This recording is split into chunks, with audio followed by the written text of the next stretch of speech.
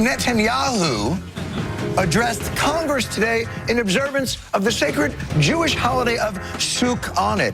Mr. President, it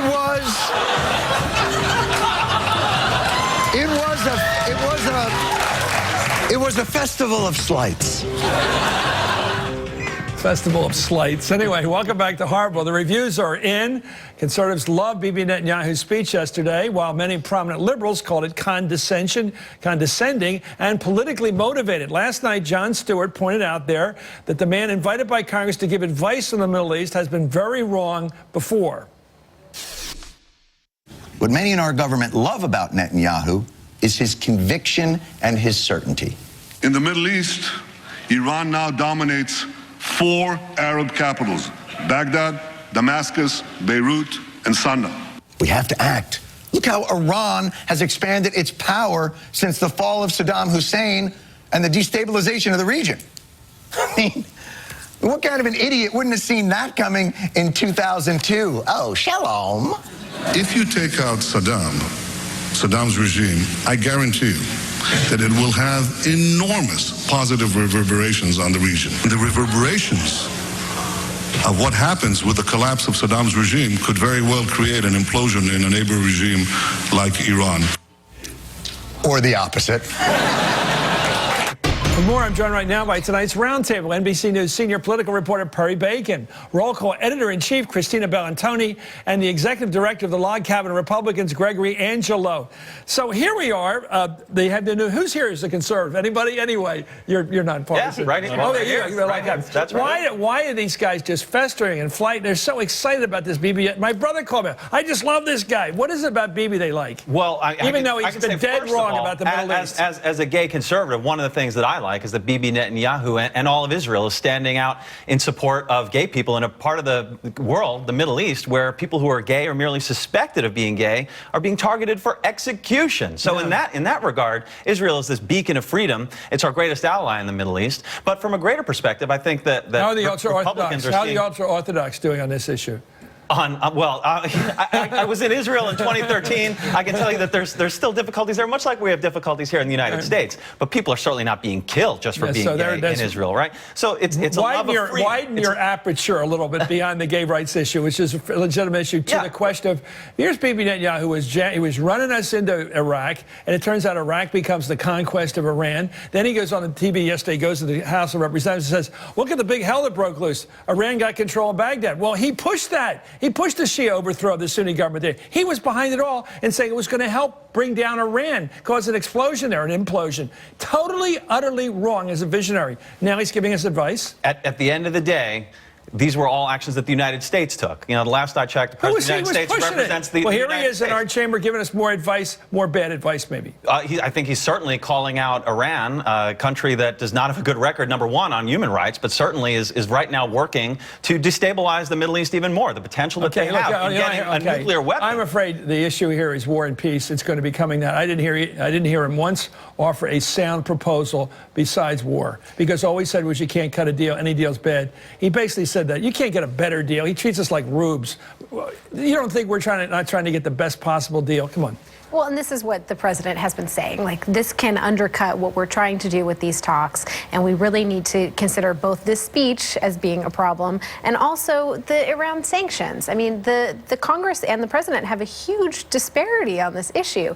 You know, he says he's going to veto this, and they're all saying, no, we need to push ahead. And he's saying this could really endanger these talks. They're saying push ahead. So it's this very weird dichotomy where you've got this thunderous applause, and yes, 55 Democrats didn't show up, but people were pretty excited to see him yesterday. But you could have predicted this. Except Nancy Pelosi. And anyway, you could have fairly predicted this. well Don't go after her. Anyway, the response on the right to Bibi's speech was close to hero worship. Conservatives were falling over themselves to contrast Bibi Netanyahu with President Obama. Let's watch. People who can speak the way Netanyahu spoke yesterday, rather than the way the president speaks. You're right about that. I had leadership envy watching that. To be perfectly honest, I will confess, leadership envy. Netanyahu is a warrior. He's a combat veteran. He is a leader who takes his commander-in-chief responsibility seriously. Barack Obama is a community activist. He's a rabble-rouser. He's an ideologue. And he's an appeaser. Obama is so desperate for this deal, for his legacy, that he is willing to give Israel up. I mean, let's face it, if Israel disappeared from the face of the earth tomorrow, Obama would not shed a tear. Okay, President Obama wasn't their only target. The right also found something wrong with Rand Paul's response to Netanyahu. The National Review pointed out unenthused Rand Paul lifelessly applauds Netanyahu's speech. Conservative blogger Jennifer Rubin tweeted, "Oops, almost like he's been faking his support for Israel until now."